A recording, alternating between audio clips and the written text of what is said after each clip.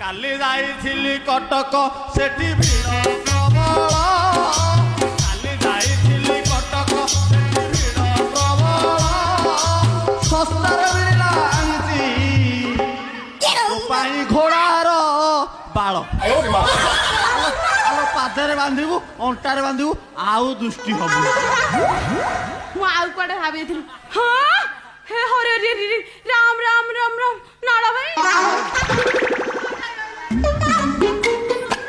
ତମର ଇଏ କି ଅବସ୍ଥା ତମେ କଣ ଦୁର୍ବଳିଆ ଦଉଛ ସେଠି କଣ କରୁଥିଲ କି ଆଉ ନାଳ ନାହିଁ କି ବାଳ ନାହିଁ ମୁଁ ଫୁଲ ଦୁର୍ବଳ ନାଳ ନାହିଁ କି ବାଳ ନାହିଁ ମୁଁ ଫୁଲ ଦୁର୍ବଳ ମତେ ଏକା କରି ଆଇଲୁ ହାତକୁ କରିଛି ବଳ ତମେ ଏମିତି କଣ କହୁଛ ଯେ ମୁଁ କଣ ମରି ଯାଇଥିଲି ନା କଣ ତମେ ତମ ହାତକୁ ଦଉଥିବା ଯନ୍ତ୍ରଣା ଏଇଠି ଅନେଇଲ ଭାରି ଦୁଃଖରେ ଅଛି ତମ ମନର মই ଆରେ ଆରେ ହେଇ ଶଳା ବୁଢା ପାଖରେ କଣ ରହୁଛୁ ତତେ କଣ ସେ ସୁଖ ଦେଇ ପାରୁନି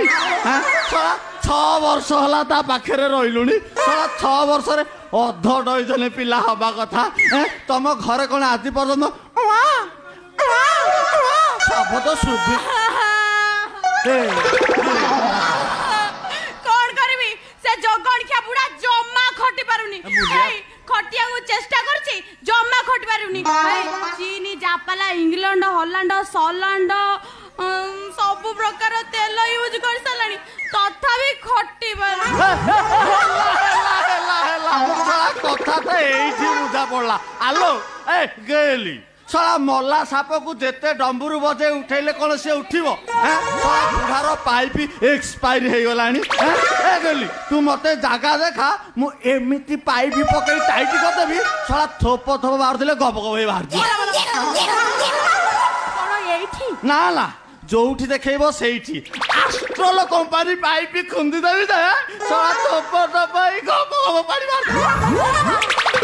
ଡେରି କରୁଛ କାହିଁକି ଜଲ୍ଦି ଫିଟ୍ କର ମତେ ନା ପ୍ରବଳ ଶୋଷ ତୋ ଆଖି ଦେଖି ମୁଁ ସବୁ ବୁଝି ସାଇଲିଣି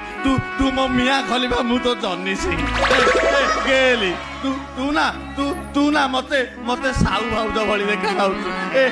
ଗେଲି କଣ କାଢିବି ଶୀଘ୍ର କାଢ ନା ମତେ ପ୍ରବଳ ଶୋଷ ଜଲ୍ଦି କାଢ କାଢିବି